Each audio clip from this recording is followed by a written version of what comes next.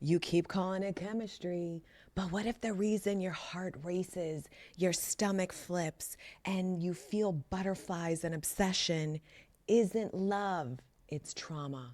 What if that spark that you feel is actually your nervous system responding to something familiar? Not something safe, something familiar. Very different thing.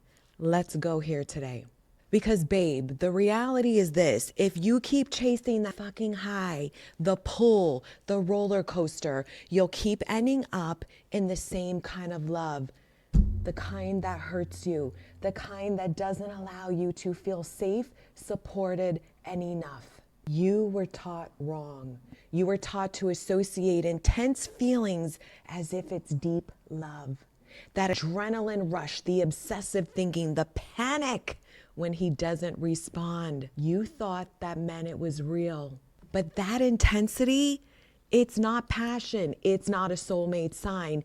It's your trauma loop talking, and it's screaming loud as fuck trying to get your attention. I used to lie to myself. I used to tell myself, but I feel it so strongly. It has to mean something. And babe, it did mean something. It meant my nervous system was in a loop and I was trying to resolve an old wound with a new man, or an old wound with the same man 10 times. That's not chemistry. That was my subconscious screaming SOS. If love has felt inconsistent when you were growing up, if you had to be perfect in order to get attention, if you only felt seen when you were fixing, overgiving, or performing, then when someone comes along who makes you feel uncertain, anxious, or unchosen, this is what's going to happen. Your body's going to light up. Not because it's good for you, because it's familiar. And that familiarity is not the love you want. It's dysregulation. It's your body trying to survive the same pain, the same BS by playing it out again and again. This is why you're not crazy for spiraling and you're not weak for obsessing. It's your nervous system trying to solve this wound that was never your fault to begin with. But here's what trauma chemistry feels like, in case some of you out there are still a little confused. Trauma chemistry feels like those high highs and those low lows.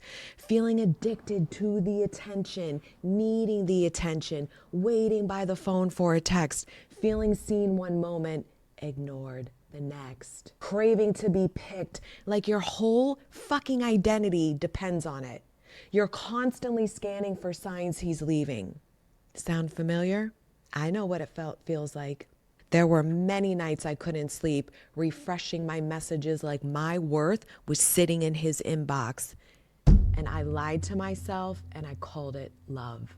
Now let's talk about what safe love feels like, the love you actually want. A regulated nervous system, consistency, no guessing, no proving, no anxiety in your chest when that phone buzzes. And some of you will say it feels boring at first because the chaos isn't there to distract you. But eventually you'll realize that boredom, it's your body learning to feel safe. You'll feel chosen not because you earned it, but because you're being loved in your wholeness, your fullness, and your completeness. I can remember when my self-concept was in the gutter, and I did manifest men who checked off every box for me. Smart, sexy, successful, safe, present. The kind of man I said I wanted.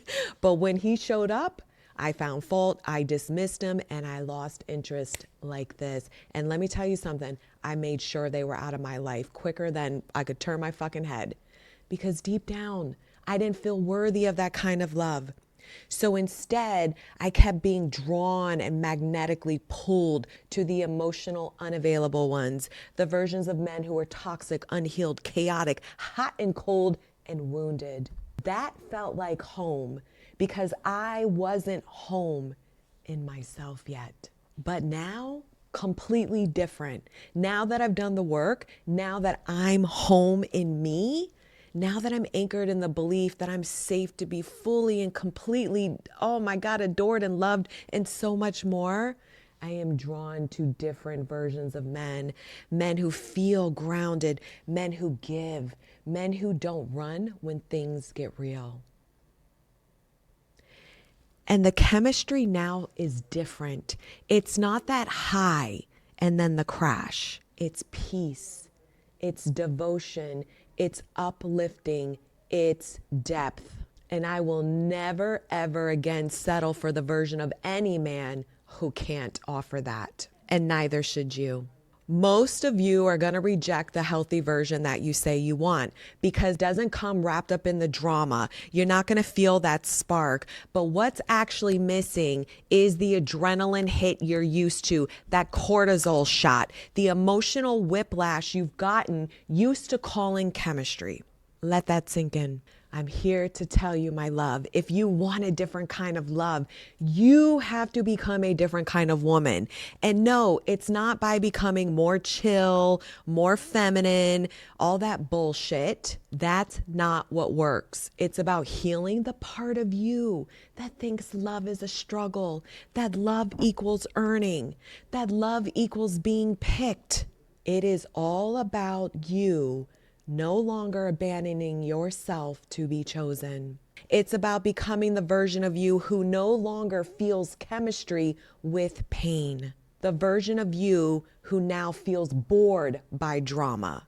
The version of you who chooses peace and finds it so damn sexy. Inside my membership, Being Her, we rewire this exact loop. We regulate your nervous system, shift your love identity, rewrite the belief that says you're only valuable when you're wanted, and end the addiction to emotionally unavailable love. This is self-concept deep at the root. You don't need another script, another tip, another tech strategy. You need an identity that knows she is loved, that knows she is safe to receive love from someone that feels good and she can trust it. I know this hit you deep. So take the next step. Start with my free love identity quiz. I'll show you the exact subconscious belief creating these patterns in your love life. The link is in the description below.